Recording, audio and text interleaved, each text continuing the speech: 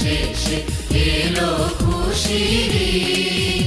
ঈদের চাঁদ দেখা গেলেই বেজে ওঠে রমজানের ওই রোজার শেষে এলো খুশির ঈদ গানটি। এই গান যেন ঈদের খুশিকে দ্বিগুণ করে তোলে। অনেকেই এই গানটিকে রোজার ঈদের জাতীয় সঙ্গীত বলে আখ্যায়িত করেন। কিন্তু জানেন কি এই গানটি কিভাবে লিখেছিলেন কাজী নজরুল ইসলাম, আর কেনই বা লিখেছিলেন? এরও আছে সুন্দর একটি ইতিহাস। চলুন আজকের এই ভিডিওতে সেটাই জানি। শ্যামা সঙ্গীতের রেকর্ডিং শেষে কাজী নজরুল ইসলাম বাড়িতে ফিরছেন। যাত্রাপথে তার পথ আগলে ধরেন সুর সম্রাট আব্বাস উদ্দিন। একটা আবদার নিয়ে এসেছেন তিনি। আবদারটি না শোনা পর্যন্ত নজরুলকে তিনি এগোতে দিবেন না। আব্বাস উদ্দিন নজরুলকে সম্মান করেন, সমীহ করে চলেন। নজরুলকে তিনি কাজীদা বলে ডাকেন। নজরুল বললেন, বলে ফেলো তোমার আবদার। আব্বাস উদ্দিন সুযোগটা পেয়ে গেলেন। বললেন, কাজীদা, একটা কথা আপনাকে বলবো বলে ভাবছি। দেখুন না, পিয়ারু কাওয়াল, কাল্লু কাওয়াল এরা কি সুন্দর উর্দু কাওয়ালি গায়। শুনেছি এদের গান অসম্ভব রকমের বিক্রি হয়। বাংলায় ইসলামিক গান তো তেমন নেই। বাংলায় ইসলামিক গান গেলে হয় না? আপনি যদি ইসলামিক গান লেখেন তাহলে মুসলমানদের ঘরে ঘরে আপনার জয়গান হবে। বাজারে তখন ট্রেন্ড চলছিল শ্যামা সঙ্গীতের। শ্যামা সঙ্গীত গেয়ে সবাই রীতিমতো বিখ্যাত হয়ে যাচ্ছে। এই স্রোতে গা ভাসাতে গিয়ে অনেক মুসলিম শিল্পী হিন্দু নাম ধারণ করেন। মুন্সি মোহাম্মদ কাশেম হয়ে যান কে মল্লিক, তলাত মাহমুদ হয়ে যান তপন কুমার। মুসলিম নামে হিন্দু সঙ্গীত গাইলে গান চলবে না। নজরুল নিজেও শ্যামা সঙ্গীত লেখেন এবং সুর দেন। গানের বাজারে তখন এই অবস্থা। তখন আব্বাস উদ্দিনের এমন আবদারের জবাবে নজরুল কি উত্তর দেবেন? ইসলাম শব্দটার সাথে তার তো কত আবেগ মিশে আছে। ছোটবেলায় মক্তবে পড়েছেন, কোরআন শিখেছেন, এমনকি তার নিজের নামের সাথেও তো ইসলাম আছে। আব্বাস উদ্দিনকে তো এই মুহূর্তে সরাসরি হ্যাঁ বলা যাচ্ছে না। স্রোতের বিপরীতে সুর মেলানো চারটিখানি কথা না। আবেগে গা ভাসালে চলবে না। গান রেকর্ড করতে হলে তো বিনিয়োগ করতে হবে, সরঞ্জাম লাগবে। এগুলোর জন্য আবার ভগবতী বাবুর কাছে যেতে হবে। ভগবতী বাবু হলেন গ্রামোফোন কোম্পানির রিহার্সাল ইনচার্জ। নজরুল বললেন, আগে দেখো ভগবতী বাবুকে রাজি করাতে পারো কিনা। আব্বাস উদ্দিন ভাবলেন, এই তো কাজীদার কাছ থেকে সবুজ সংকেত পেয়ে গেলাম। ভগবতী বাবুকে কিভাবে রাজি করাতে হয় সেটা এখন দেখবেন। গ্রামোফোনের রিহার্সাল ইনচার্জ ভগবতী বাবুর কাছে গিয়ে আব্বাস উদ্দিন অনুরোধ করলেন, কিন্তু ভগবতী বাবু ঝুঁকে নিতে রাজি না। মার্কেট ট্রেন্ডের বাইরে গিয়ে বিনিয়োগ করলে ব্যবসায় লাল বাতি জ্বলতে পারে। আব্বাস উদ্দিন যতই তাকে অনুরোধ করছেন ততই তিনি বেঁকে বসতেন। ওইদিকে আব্বাস উদ্দিনও নাছোড় বান্দা। এত বড় সুরকার হওয়া সত্ত্বেও তিনি ভগবতী বাবুর পিছু ছাড়ছেন না, অনুরোধ করেই যাচ্ছেন। দীর্ঘ 6 মাস চলল অনুরোধ প্রয়াস। এ যেন পাথরে ফুল ফোটানোর আপ্রাণ চেষ্টা। একদিন ভগবতী বাবুকে ফুরফুরে মেজাজে দেখে আব্বাস উদ্দিন বললেন, এবার একটা এক্সপেরিমেন্ট করে দেখুন না। বিক্রি যদি না হয় তাহলে আর নেবেন না, ক্ষতি কি? ভগবতী বাবু আর কত না বলবেন। এবার হেসে বললেন, নেহাতি নাছোড় বান্দা আপনি। আচ্ছা যান, করা যাবে, গান নিয়ে আসুন।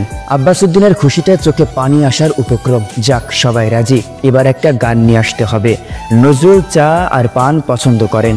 এক ঠোঙা পান আর চা নিয়ে আব্বাস উদ্দিন নজরুলের রুমে গেলেন। পান মুখে নজরুল খাতা কলম হাতে নিয়ে একটা রুমে ঢুকে পড়লেন। ভেতর থেকে দরজা বন্ধ করে দিলেন।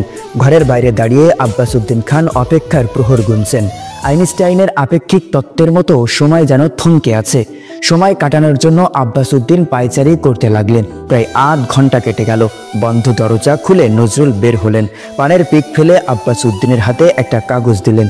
এই কাগজ তার 8 ঘন্টার সাধনা, আব্বাস উদ্দিনের 6 মাসের পরিশ্রমের ফল। আব্বাস উদ্দিন কাগজটি হাতে নিয়ে পড়তে শুরু করলেন, ও মন, রমজানের ওই রোজার শেষে এল খুশির ঈদ, তুই আপনাকে আজ বিলিয়ে দে, শোন আসমানি তাগিদ। আব্বাস উদ্দিনের চোখ পানিতে ছলছল করছে। একটা গানের জন্য কত কাঠখড় পোড়াতে হয়েছে তাকে। সে গানটি এখন তার হাতের মুঠোয়। তিনি কি জানতেন তার হাতের বন্দি গানটি একদিন বাংলার ইতারে ইতারে পৌঁছে যাবে। ঈদের চাঁদ দেখার সাথে সাথে টিভিতে বেজে উঠবে ওমন রমজানের ওই রোজার শেষে। 2 মাস পর রোজার ঈদ। গান লেখার 4 দিনের মধ্যে গানের রেকর্ডিং শুরু হলো। আব্বাস উদ্দিনের জীবনে এর আগে কখনো ইসলামিক গান রেকর্ড করেননি। গানটি তার মুখস্থ হয়নি এখনো। গানটা চলবে কিনা এই নিয়ে গ্রামোফোন কোম্পানির সংশয় আছে। তবে কাজী নজরুল ইসলাম বেশ এক্সাইটেড। কিভাবে সুর দিতে হবে দেখিয়ে দিলেন। হারমোনির ওপর আব্বাস উদ্দিনের চোখ বরাবর কাগজটি রাখলেন কাজী নজরুল ইসলাম নিজেই। সুর সম্রাট আব্বাস উদ্দিনের বিখ্যাত কণ্ঠে বের হয়ে এলো, ওমন রমজানের ওই রোজার শেষে এলো খুশির ঈদ। ঈদের সময় গানের অ্যালবাম বাজারে আসবে। আপাতত সবাই ঈদের ছুটিতে। রমজানের রোজার পর ঈদ এলো। আব্বাস উদ্দিন বাড়িতে ঈদ কাটালেন। কখন কলকাতায় যাবেন এই চিন্তায় তার তর সইছে না। গানের কি অবস্থা তিনি জানেন না। তাড়াতাড়ি ছুটি কাটিয়ে কলকাতায় ফিরলেন। ঈদের ছুটির পর প্রথমবারের মতো অফিস যাচ্ছেন। ট্রামে চড়ে অফিসের পথে যত এগুচ্ছে বুকটা তত থক থক থক থক করছে। অফিসে গিয়ে কি দেখবেন? গানটা ফ্লপ হয়েছে। গানটা যদি ফ্লপ হয় তাহলে তো আর জীবনেও ইসলামী গানের কথা ভগবতী বাবুকে বলতে পারবেন না। শুধু ভগবতী বাবু কেন, কোনো গ্রামোফোন কোম্পানি আর রিস্ক নিতে রাজি হবে না। সুযোগ একবারই আসে। আব্বাসউদ্দিন যখন এই চিন্তায় মগ্ন, তখন পাশে বসা এক যুবক গুনগুনিয়ে গান গাওয়া শুরু করলো। ওমন রমজানের ওই রোজার শেষে এলো খুশির ঈদ। এই যুবক গানটি কোথায় শুনলো? নাকি আব্বাসউদ্দিন ভুল শুনছে? না তো, তিনি আবারও শুনলেন যুবকটি ওই গানই গাচ্ছে। এবার তার মনের মধ্যে এক শীতল বাতাস বয়ে গেল। অফিসে ফিরে বিকেলে যখন গড়ের মাঠে গেলেন তখন আরেকটা দৃশ্য দেখে এবার দ্বিগুণ অবাক হলেন। কয়েকটা ছেলে দল বেঁধে মাঠে বসে আছে। তার মধ্যে থেকে একটা ছেলে গেয়ে উঠল, ওমন রমজানের ওই রোজার শেষে এলো খুশির ঈদ। আব্বাসউদ্দিন এত আনন্দ একা সইতে পারলেন না, তার সুখ ব্যথা হচ্ছে। ছুটে গেলেন নজরুলের কাছে। গিয়ে দেখলেন নজরুল দাবা খেলছেন। তিনি দাবা খেলা শুরু করলে দুনিয়া ভুলে যান, আশেপাশে কি হচ্ছে তার কোনো খেয়াল থাকে না। অথচ আজ আব্বাসউদ্দিনের গলার স্বর শোনার সাথে সাথে নজরুল দাবা খেলা ছেড়ে লাফিয়ে উঠে তাকে জড়িয়ে ধরলেন। নজরুল বললেন, আব্বাস, তোমার গান কি যে হিট হয়েছে!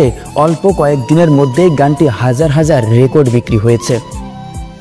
ভগবতী বাবু দারুণ খুশি। একসময় তিনি ইসলামী সঙ্গীতের প্রস্তাবে এক বাক্যে না বলে দিয়েছেন। আজ তিনি নজরুল আব্বাসকে বলছেন, এবার আরও কয়েকটি ইসলামী গান গাওয়া হোক।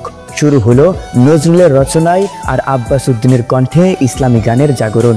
বাজারে এবার নতুন ট্রেন্ড শুরু হলো ইসলামী সঙ্গীতের। এই ট্রেন্ড শুধু মুসলমানকে স্পর্শ করেনি, স্পর্শ করেছে হিন্দু শিল্পীদেরও। একসময় মুসলিম শিল্পীরা শ্যামা সঙ্গীত গাইবার জন্য নাম পরিবর্তন করে হিন্দু নাম রাখতেন। এবার হিন্দু শিল্পীরা ইসলামী সঙ্গীত গাবার জন্য মুসলিম নাম রাখা শুরু করলেন।